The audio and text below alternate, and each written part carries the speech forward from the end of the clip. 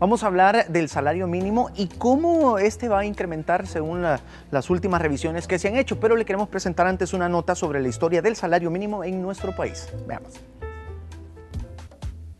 El salario mínimo, según la Organización Internacional del Trabajo, OIT, pretende proteger a la clase trabajadora para que pueda satisfacer sus necesidades. Existen, sin embargo, teorías económicas que establecen que entre mayor es el pago, las empresas emplean menos porque pueden tener pérdidas en lugar de ganancias. Lo que debe constatarse, de acuerdo a la Comisión Económica para América Latina y el Caribe, CEPAL, es si este paradigma es cierto. Cuando el sueldo está por debajo de la oferta y la demanda de trabajo, entonces cualquier ley sobre el tema es irrelevante. Pero si por el contrario está encima del punto de equilibrio, puede producirse un cambio en el comportamiento de empleados y potenciales trabajadores. Los empleados tienen mayores incentivos para realizar contrataciones. Los trabajadores tienen mayores incentivos para ofrecer mayor cantidad de horas laborales. Lo que está en el fondo es la mayor distribución de la riqueza y, en consecuencia, la reducción de la pobreza en países en vías de desarrollo como El Salvador. En el país, el Consejo Nacional de Salario Mínimo propone al órgano ejecutivo cada 3 años, en el resto de Centroamérica se hace cada 6 o 12 meses, nuevas variaciones acordes a la coyuntura económica. Los sueldos se establecen según los rubros, comercio y servicios, maquila, industria, agricultura y agrícolas. El año 2001 fue testigo de la imposición de la dolarización que, según analistas de la economía, produjo un desequilibrio entre el poder adquisitivo y los salarios. En el 2003, el sueldo para comercio, por ejemplo, era de $158.40. Industria, $154.80. Maquila, $151.20. Agricultura, $74.10. Y agrícola, $86.10. En 5 años, el aumento de los salarios es desigual para cada rubro. Los más beneficiados han sido comercio e industria con $49 y $48, maquila $22, agricultura $23, agrícola $16. Existen, sin embargo, una diferencia entre salario establecido y salario real. De acuerdo a las cifras que maneja el Centro para la Defensoría del Consumidor, en el 2001 el real era $88.70 para el sector comercio y apenas aumentó a $100.81 en 10 años. El agrícola o rural aumentó de $45.65 a $47, es decir, $1.41 más en el mismo periodo de tiempo. La mayor desproporción se muestra al comparar los precios de la canasta básica. En el 2001, el precio de la urbana era de $128.43. En el 2011, era de $183. En el 2013, $174.45. La rural costaba hace 15 años $96.75. Hace 2 años cerró con $125.07. Es decir, aumentó $28.32. Si se toma como base el salario de ley, que para finales del 2013 entre $204 a $187 versus el precio de la canasta básica, la sobrevivencia de una familia de 5 personas es una odisea. En julio del 2012, el Frente Sindical Salvadoreño, FES, propuso a la Asamblea Legislativa que el salario mínimo no sea menor a $300, pero hubo oposición de las empresas representadas en la Asociación Nacional de Empresa Privada, ANEP, que dijo que se trataba de una estrategia demagógica. Un año más tarde, la presidencia de Funes avaló el crecimiento progresivo que se completó hasta el año pasado y que será aplicada a partir de este mes de enero. Bueno, ese es un poco de contexto histórico de la historia del salario mínimo en nuestro país, y muy importante también compartirles que a partir del 1 de enero del 2017 entró en vigencia este decreto legislativo que subía el escalón a $300 al salario mínimo en nuestro país. Vamos a ahondar más en este tema y nos acompaña una experta, la licenciada Carolina Morán, abogada socia y directora de Morán y Asociados, amiga de la Casa de El Salvador. Bienvenida. Hola, buenos días, de verdad, buenos días a todos los que nos escuchan. Feliz y feliz año, se habían olvidado desde el año pasado que no me invitaban. ¡Qué barbaridad! ¡Qué barbaridad! Con estos modelos rosados lindos con verde limón. Sí, mire cómo lo Bueno, licenciada, la nota. Comencemos a hablar de esto, el salario mínimo en nuestro país. pues se ha dado una serie de revisiones. La última fue en el 2013. Recuerdo de que se aprobó un 12% en el incremento de esto, en el cual en julio del 2013 se aplica el 4%, el 1 de enero del 2014 el otro 4% y el 1 de enero del 2015 el otro 4%. El 2016 es un año muerto porque no hubo un incremento del salario mínimo. Y ahora para el 2017 ya hay como algunos acuerdos, que quieras o no, hay como, bueno, hubo una disyuntiva, la primera propuesta de junio del 2016 y se llegó a un acuerdo para diciembre del 2016, que es lo que se va a aplicar para el 2017, ¿verdad? Que ya está en vigencia. Sí, como tú lo decís, se dio como escalonado, hubo un acuerdo en ese momento de que el salario mínimo se aprobara el 4%, o sea, no fue un aumento de una vez, como ha sido ahora. Esa es la crítica principal que se está teniendo sobre ese aumento del salario mínimo, porque se está criticando al gobierno que pasó tiempo sin hacer la revisión adecuada cuando lo pudo haber hecho. Bueno, todo el año pasado pasó, valga la redundancia, revisando, proponiendo. Algunos manifestaron que era casi que un tema político a la necesidad, a la realidad del país. Entonces, y sale el aumento con un porcentaje de una vez, estableciéndose de una vez. Incluso el ministro de Economía, si ustedes ven las noticias, estableció y vino y dijo él que lo más recomendable hubiese sido que fuera con porcentajes. Todos estamos conscientes de que era necesario un aumento del salario mínimo. Sabemos que incluso, lo hablábamos en anuncios, nosotros no podemos vivir solo con un salario mínimo. Claro. Sí. Es mentira, la canasta básica está por los aires, ¿verdad? ¿Cómo impacta este salario, el aumento de este salario mínimo a la mediana y pequeña empresa?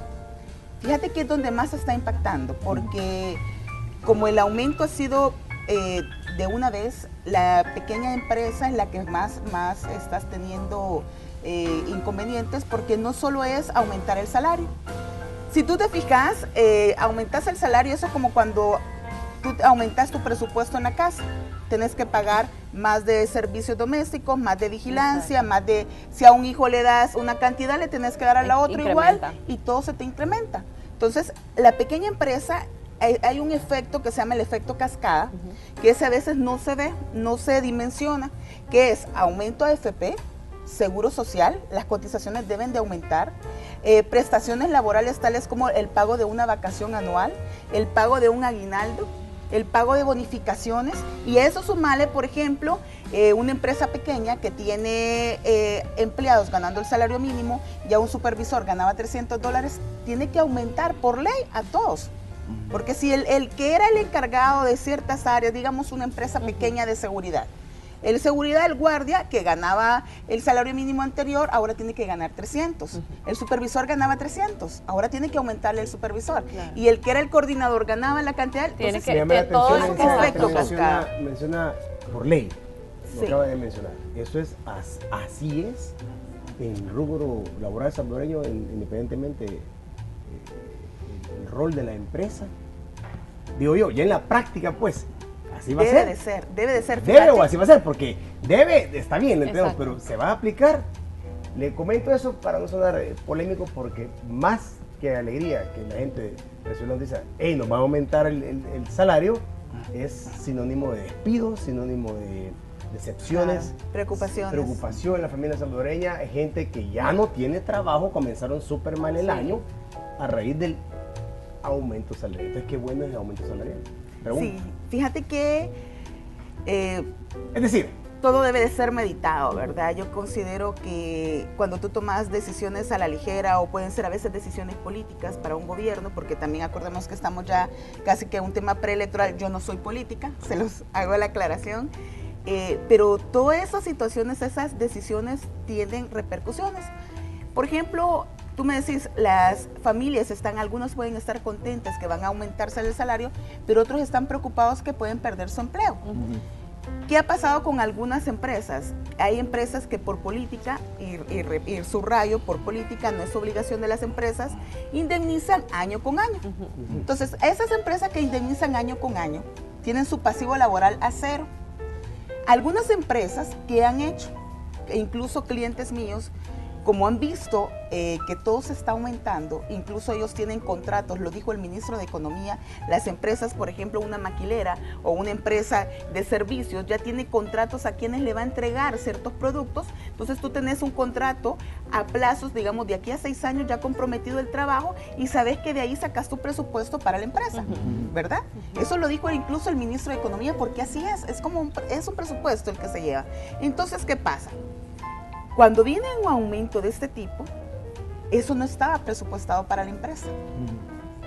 No es como que hubiera estado presupuestado, que hubiera estado ya, sé que voy a aumentar en enero tanto por ciento, en julio otro porcentaje y en diciembre otro porcentaje. Claro, se van hasta el mismo tiempo como organizando. Sí, como organizando.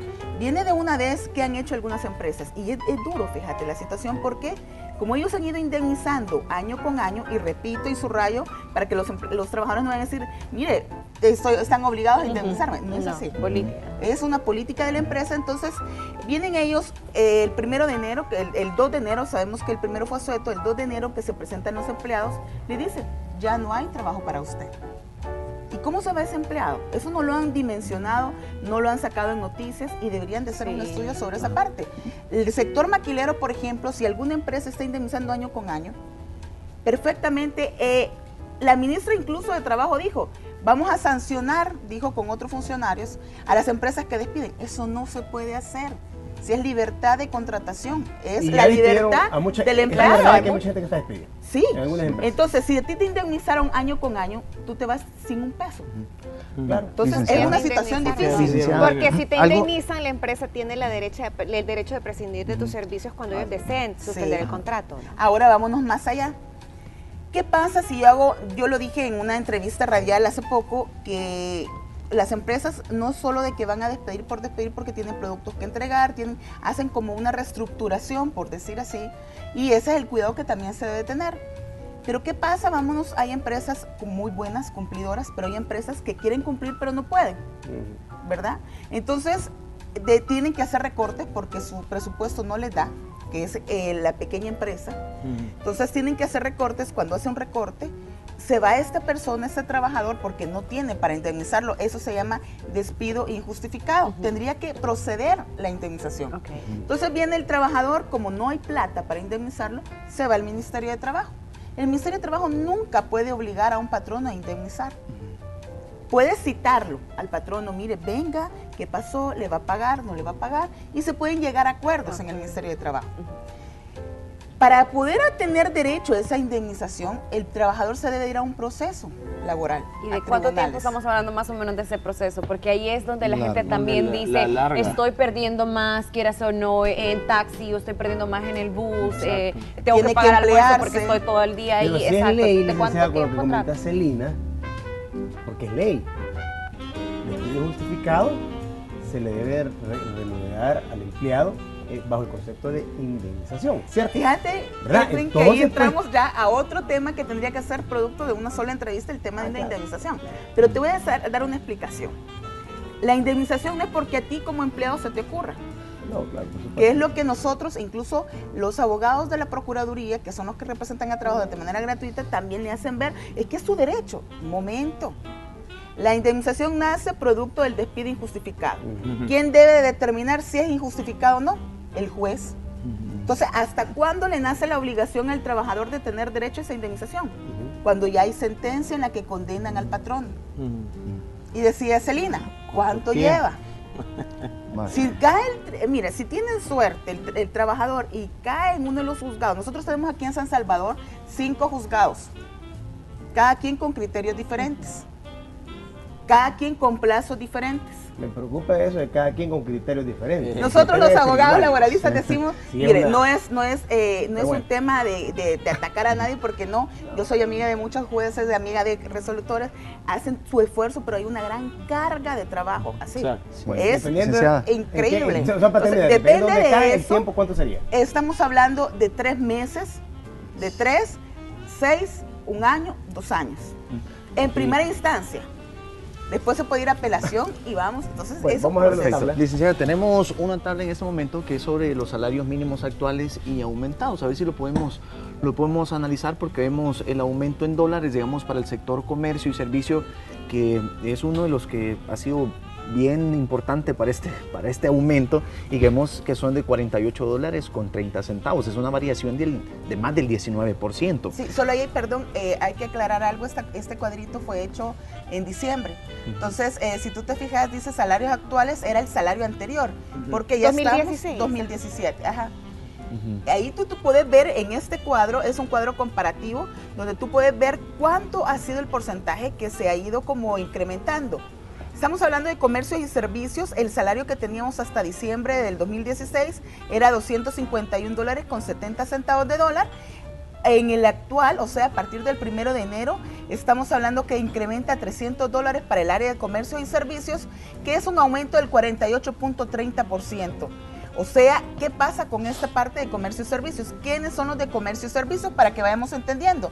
Estamos hablando de los comida rápida, almacenes, todo lo que son ventas, todo lo que son, todo lo que es servicios de compra, de todo este mercado, supermercados, tiendas, cualquier tipo de empresa se debe de amparar al de comercio y servicios. Licenciada, me llama mucho la atención los incrementos más altos. Lo podemos ver, digamos, recolección de cosecha de café, las industrias agrícolas de temporada, el algodón, el agropecuario y la recolección de cosecha del algodón. Pero a pesar del gran aumento que tiene, que es en este aumento son los mayores, aún siguen siendo menores en el salario mínimo. Qué increíble esto. Ahora, sí, mire, con esto... 70 es el punto 9 de recolección de cosecha de algodón. Ahí lo ven en la última casilla. Sube a 200, pero $200 aún abajo del todavía está abajo. Mire, licenciada, pero con esto, no, pero para esto sí es ley, para ellos están dentro de ley. Con esto le quiero preguntar lo siguiente. Primero, sabemos que quienes están encargados de definir el salario mínimo es el Consejo Nacional del Salario Mínimo, que es parte del Ministerio del Trabajo, que está integrado por 2 representantes de la empresa privada, 2 representantes del sector trabajador y 3 representantes del sector gubernamental.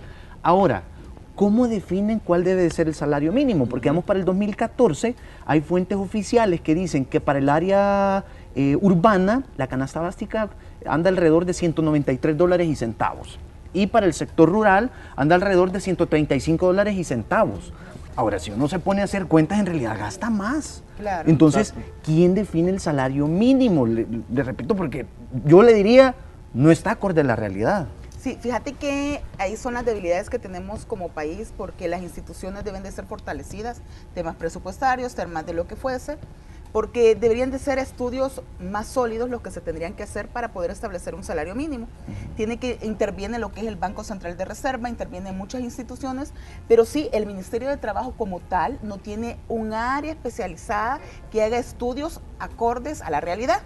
No lo tiene. Y no hay que hacer tanto para saber lo que la necesidad que existe. En el impacto del aumento salarial para todos, que para algunos es una ventaja, para otros no, como bien decía Hidalgo, el impacto para todos es que incrementa considerablemente también nuestra canasta básica. Pero no te ha aumentado nada, Luciano, si te aumentaron $48, por el amor de Dios. No, pues sí, no te ha aumentado nada vos, pero la canasta básica la dispara. Te aumentaron $48. Pero vos vas al mercado, antes te daban 15 tomates, hoy te dan 6. Pero todo está más caro. Es lo que te está diciendo Luciano. Es lo que te estoy diciendo yo. Irónicamente, te alcanzaba más con el salario que tenías que con el tal aumento. Claro, y por eso quiero preguntarle, pero yo quiero hacer aquí como un paréntesis en el tema. Tú tocaste sobre el Consejo Nacional del Salario Mínimo. ¿Qué es lo que ha pasado con el Consejo Nacional del Salario Mínimo? Y ahí viene como el talón, ¿verdad?, de toda la situación. El Consejo Nacional del Salario Mínimo, y qué es lo que es una situación que se están haciendo señalamientos muy fuertes, tuvo un procedimiento que para algunos fue transparente, o sea, para la ministra de Trabajo fue transparente, para el sector de la empresa privada no lo fue, ni para el sector trabajador, y llama mucho la atención que para el sector trabajador. Porque el salario mínimo se quiso establecer, el gobierno quiso establecer de una vez que para comercio y servicio fuera $300 y a estos salarios, y fue toda la discusión del año pasado. Vino el sector trabajador, que estaba representado en el Consejo Nacional del Salario Mínimo, dijo, no se puede aumentar el salario mínimo de esa forma. Y hubo un acuerdo entre la empresa privada y el sector trabajador para que se aprobara un aumento del salario mínimo como escalonado, por decir así, con otra tabla. ¿Qué pasa? ¿Qué dice la ley sobre estos aspectos? perfectamente 2 representantes, o sea, estamos hablando que es un ente tripartito. ¿Qué es que sea un ente tripartito? Que es sector trabajador, sector gobierno y sector empleador. Con 2 de estos 3 representantes ya hacen mayoría y se puede llegar a un acuerdo. Entonces había un acuerdo, pero como quien debe de aprobar ese decreto de acuerdo de aumento del salario mínimo debe de ser el Ejecutivo a través de la Presidencia, que en este caso lo delegaron en la ministra de Trabajo. Ellos dijeron que no se podía y que ese acuerdo no era válido, porque el gobierno no estaba avalando ese tipo de acuerdo. Entonces, ¿qué pasó? Todo el año pasado se llevaron el tema en que sí se estudiaba, no se estudiaba. Yo lo seguí en Facebook a cada rato con esto de video en vivo, y entonces de que siempre se reunían, y de ahí resulta que se hizo la elección de los nuevos representantes.